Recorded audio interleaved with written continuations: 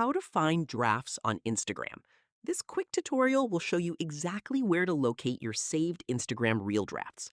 First, open the Instagram app and make sure you're logged into the correct account. Once the app opens, tap on your profile icon in the bottom right corner to go to your profile page. Now, tap the plus icon in the top right corner. A menu will appear with different content creation options, including Reel, Post, Story, and more. To find your saved reel drafts, tap on Reel. On the next screen, look at the top section, and you'll see the Drafts option.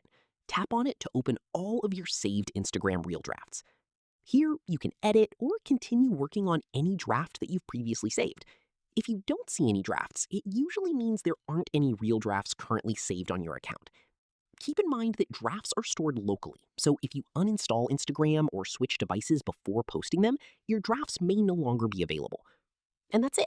That's how to find drafts on Instagram and access your saved reel drafts in just a few simple steps.